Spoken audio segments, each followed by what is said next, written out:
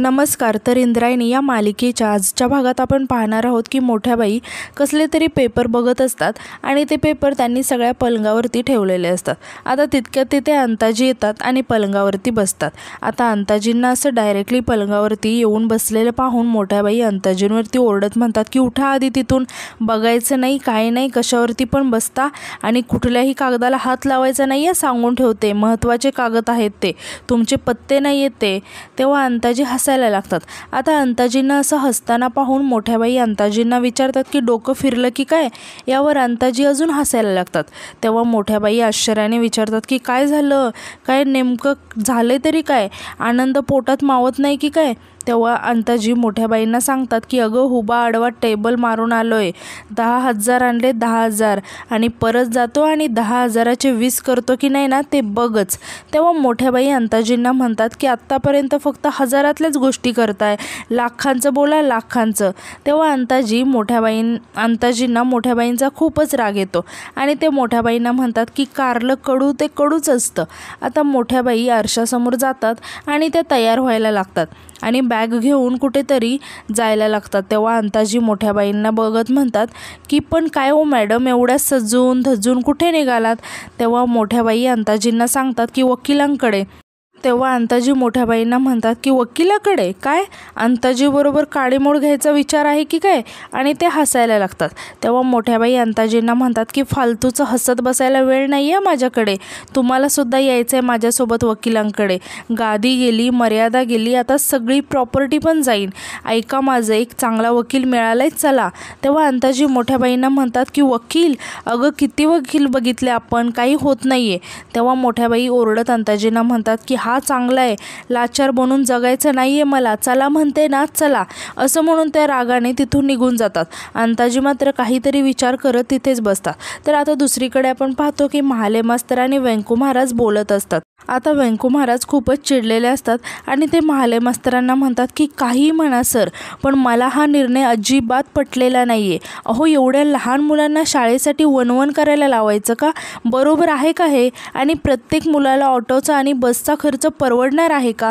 तेव्हा महाले मास्तर म्हणतात की पण महाराज, यात आपण काय करू शकतो, शेवटी शासनाचा निर्णय आहे. तेव्हा व्यंकू महाराज महाले मास्तरांना म्हणतात की सर, आपल्या देशात लोकशाही आहे, राजेशाही नाही, आणि आपल्याला जर एखादा निर्णय पटला नाही तर आपण त्याविषयी दाद मागू शकतो. आणि शाळा मोठी हवी, शाळेची इमारत मोठी हवी, म्हणून विद्यार्थ्यांना का त्रास द्यायचा. गाव तिथे पानवटा, गाव तिथे वाचनालय आणि गाव तिथे शाळा ही असलीच पाहिजे, त्याला पर्याय नाही. तेव्हा महाले मास्तर म्हणतात की अहो महाराज, शाळा आहे पण पटसंख्या, त्याचं काय करणार आपण. तेव्हा व्यंकू महाराज म्हणतात की एक विद्यार्थी जरी असेल ना तरी त्याच्यासाठी सुद्धा शाळा ही असलीच पाहिजे. आता तितक्यात तिथे इंदू आणि आदू येतात आणि ते व्यंकू महाराज आणि महाले मास्तरांकडे बघायला लागतात. तेव्हा व्यंकू महाराज महाले मास्तरांना म्हणत असतात की काही झालं तरी आपल्या विठूच्या वाडीची शाळा मी बंद पडू देणार नाही. हे ऐकून इंदू खूप खुश होते. तर महाले मास्तर व्यंकू महाराजांना समजावत म्हणतात की खरं आहे महाराज, पण आता आपण तरी काय करणार, शेवटी अनुदान तर शासनच देतं ना. यावर व्यंकू महाराज म्हणतात की अहो म्हणून काय झालं, देत असेल अनुदान शासन, पण कुठल्याही शिक्षक व्यवस्थेमध्ये शिक्षक आणि विद्यार्थी हेच केंद्रस्थानी असला पाहिजे. प्रत्येक मुलाला शिक्षणाचा अधिकार आहे आणि तो त्याला मिळालाच पाहिजे. आणि म्हणतात की सर, हवं तर या निर्णयाविरुद्ध मी जनजागृती करीन आणि कीर्तन करीन, पण ज्या शाळेत मी शिकलो ना त्या शाळेवर मी वरवंटा कदापि फिरू देणार नाही. हे ऐकून इंदू आणि आदू खूप खुश होतात. तर आता दुसरीकडे आपण पाहतो की मोठ्याबाई आणि अंताजी एका वकिलाकडे आलेले असतात. आता तो वकील सर्व पेपर चेक करून अंताजींना म्हणतो की हे बघा साहेब, मी तुमचे सगळे पेपर चेक केले पण त्याचा काही उपयोग नाही. यावर मोठ्याबाई खूप टेन्शनमध्ये येतात आणि म्हणतात की अहो असं काय बोलताय, एवढे ढिगभर कागद आणलेत, सगळे बिलं आहेत आणि आमच्याच नावावर आहेत, म्हणजे घरपट्टी, पाणीपट्टी, लाईट बिल, अगदी लाईट बिलसुद्धा यांच्याच नावावरती आहे, अंताजी गोविंदजी दिग्रजकर.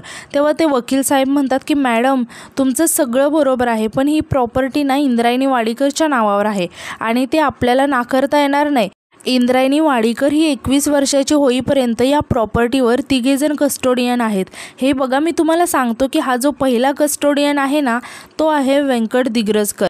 ओळखता का तुम्ही?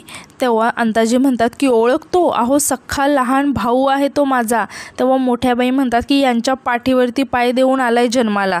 आता ते वकील साहेब म्हणतात की अच्छा भाऊ आहेत तुमचे, अरे मग तर आरामात मॅनेज होऊ शकतं. तेव्हा मोठ्या बाई आणि अंताजी एकमेकांकडे बघायला लागतात. आता मोठ्या बाई वकिलांना विचारतात की आणि दुसरं नाव कोणाचं आहे? तेव्हा वकील सांगतात की जो दुसरा आहे ना त्यांचं नाव आहे दत्तोबा शेलूकर. तेव्हा मोठ्या बाई खुश होऊन सांगतात की इंद्रायणीच्या आत्तोबा आहेत ते. आता अंताजी म्हणतात की तो काडी पहिलवान आहे, फुंक मारली ना की उडून जाईल, त्याला करतो मी मॅनेज, त्याचं टेन्शन नका घेऊ.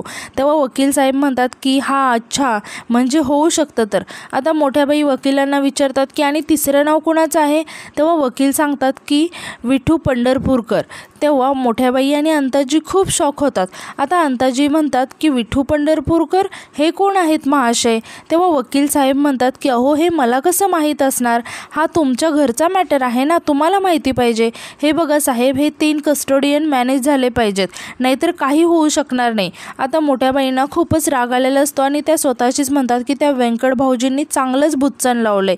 आणि त्या वकिलांना म्हणतात की म्हणजे आमची अवस्था ही अशी त्रिशंकूसारखीच राहणार का, ना धड इकडचे ना धड तिकडचे. आता ते वकील साहेब म्हणतात की पण मॅडम, ही इंद्रायणी वाडीकर 21 वर्षांची झाली ना की तिच्या मर्जीने तिची प्रॉपर्टी तुमच्या नावावरती करू शकता आणि ही परिस्थिती बदलू शकते, ती प्रॉपर्टी तुमच्या नावावर होऊ शकते. तेव्हा मोठ्याबाई रागात म्हणतात की पण 21 वर्षाची झाल्यावर ना. आता अंताजी खूप रागाने मोठ्याबाईंकडे बघायला लागतात आणि म्हणतात की टेबल जिंकल्याच्या आनंदात होतो मी, दुर्रीचे, माझ्या सगळ्या आनंदावर विरजण टाकलंस तू. यावर मोठ्याबाई म्हणतात की निदान मी प्रयत्न तरी करते ना, तुमच्यासारखं नाही माझं नुसतं असं म्हणून ते पत्ते कुटण्याचे ॲक्शन करायला लागतात. आणि परत त्यांच्या लक्षात येतं की समोर वकील आहेत, मग त्या लगेच शांत होतात. आता वकील साहेब आश्चर्याने अंताजी आणि मोठ्याबाईंकडे बघत असतात. आता अंताजी वकिलांकडे बघत म्हणतात की हा प्रयत्न, हा तर कुकरच्या नुसत्या शिट्ट्या होत आहेत, असं म्हणून ते रागाने तिथून निघून जातात. आता मोठ्याबाई वकिलांना म्हणायला लागतात की ऐका ना, त्यांचं जाऊ द्या हो, मला एक सांगा की काहीच होणार नाही का, दुसरा कुठला उपाय नाही आहे का? तेव्हा वकील साहेब हसत म्हणतात की नाही मॅडम. तेव्हा मोठ्याबाईंना खूप राग येतो आणि त्या रागाने वकिलांना म्हणतात की मग असं दात काढून नानाचा पाडा काय म्हणताय, राहू दे, काही नाही होणार तुमच्याकडून, जाते मी, असं म्हणून त्यासुद्धा रागाने तिथून निघून जातात. तर दुसरीकडे आपण पाहतो की पप्प्या, इम्रान आणि सोनू बोलत असतात. आता इम्रान पप्प्या आणि सोनूला म्हणतो की तुम्ही दोघं असं तोंड पाडून का बसलाय, असं तोंड पाडून बसल्याने आपली शाळा काय इथेच राहणार आहे का? तेव्हा सोनू म्हणते की आपली शाळा आहे ही, हे लोक कसे काय बंद करू शकतात? आता पप्प्या जोरात जाऊन इम्रानची कॉलर पकडतो आणि म्हणतो की ते काय नाही, आपली शाळा इथेच राहिली पाहिजे. आता पप्प्याला असं कॉलर पकडलेले बघून इम्रान खूप घाबरतो आणि म्हणतो की ते सगळं ठीक आहे, पण तू माझी कॉलर का पकडतोय? तेव्हा पप्प्या इम्रानची कॉलर सोडून देतो. आता इम्रान म्हणतो की माझ्या हातात जर शासन असतं ना तर मी इथं कॉलेज उभारलं असतं. तेव्हा सोनू म्हणते की हा गेम आहे इथल्या शाळा बंद पाडायच्या आणि निमगावच्या शाळांच्या तुकड्या वाढवायच्या. तेव्हा इम्रान म्हणतो की नाही ग, तसं काही नाही, आपल्या गावात ना पटसंख्या कमी आहे असं महाले मास्तर म्हणत होते. आता पप्प्या टेन्शनमध्ये येत म्हणतो की इथे होतो तेव्हा भूक लागली की लगेच घरी जाता येत होतं, आता निमगाववरून इकडे कसं यायचं रे? तेव्हा इम्रान पप्प्याला म्हणतो की वा रे वा, आपली शाळा बंद पडणार आहे हे कळल्यावर तुला काल भजी जात नव्हते, आता भूक लागल्यावर निमगाववरून परत कसं यायचं हा प्रश्न पडतोय का तुला? आता तितक्या तिथे इंदू आणि आदू येतात. आता इंदू रागाने म्हणते की काय रे, मेन मेंबर नसताना तुम्ही मीटिंग कशी काय करू शकता? तेव्हा इम्रान म्हणतो की कसली मीटिंग, वायफळ चर्चा सुरू आहे. तेव्हा पप्प्या रागाने म्हणतो की शाळा बंद होणार हे तुला वायफळ चर्चा वाटते? सोनूसुद्धा म्हणते की आपण चर्चा केली तरी काय बदलणार आहे का? आता इंदू सर्वांना समजावत म्हणते की शांत व्हा आधी, शांत व्हा. आणि ती पप्प्याला म्हणते की आणि गदाधारी भीम, तुम्ही आधी शांत व्हा. आणि हसत म्हणते की सगळं आपल्या मनासारखं होणार आहे. तेव्हा इम्रान विचारतो की कसं काय? तेव्हा इंदू आनंदाने सांगते की आपले मेन व्यंकू महाराज आहेत ना, ते सगळं नीट करून टाकतील, आपली शाळा बंद होऊ नये म्हणून ते कीर्तनातून जनजागृती करणार आहेत. आता आदू म्हणतो की आणि मी ठरवलंय, त्यांच्या शाळा वाचवा मिशनमध्ये त्यांचं जे कीर्तन आहे ना त्यात मी टाळकरी म्हणून सहभाग घेणार आहे. तेव्हा सर्वजण म्हणायला लागतात की आम्ही पण. आता इंदू म्हणते की ते होईल तेव्हा होईलच, पण आपण ज्या कामासाठी इथे आलोय ना ते आधी करूया. तेव्हा सर्वजण विचारायला लागतात की काय? आता इंदू म्हणते की कुठे कुठे गेली ती शेळकेवाडीची पोरं, घाबरली की काय आपल्याला, असं म्हणून ते सगळेजण हसायला लागतात. तर दुसरीकडे आपण पाहतो की अंताजी आणि मोठ्याबाई वकिलाच्या ऑफिसमधून घरी आलेले असतात आणि ते दोघेही खूपच टेन्शनमध्ये असतात. आता मोठ्याबाई स्वतःशीच म्हणतात की व्यंकट भाऊजी, चांगलं केले व्यंकट भाऊजींनी, मस्तपैकी कस्टोडियन म्हणून स्वतःचं नाव तिथे लिहून घेतले, 3 कस्टोडियन नेमलेत, एकदम अडकीत सुपारी अडकल्यासारखं झालं, ही अशी गत करून ठेवली आपली. तेव्हा अंताजी मोठ्याबाईंना म्हणतात की आनंदी, हा वाडा, जमीन, जुमला हे सगळं इंदूच्या मालकीचं आहे, हे मी मान्य केले, आता तू पण कर. तेव्हा मोठ्याबाई रागात म्हणतात की नाही करणार, जीव गेला तरी नाही करणार. यावर अंताजी म्हणतात की ठीक आहे, इंदू 21 वर्षाची होईपर्यंत तिनं तिच्या मर्जीने सगळी प्रॉपर्टी तुझ्या नावावर करेपर्यंत अपेक्षेने जग आणि राहा या घरात आश्रितासारखी. हे ऐकून मोठ्याबाईंना खूप राग येतो आणि ते जोरात ओरडत म्हणतात की नाही राहणार, नाही राहणार, मालकीन आहे मी या घराची, हे सगळं माझं आहे आणि माझ्या अधोक्षजचं आहे, नाही राहणार मी. आणि मोठ्याबाईंना असं चिडलेलं पाहून अंताजी खूप शॉक होऊन मोठ्याबाईंकडे बघत असतात.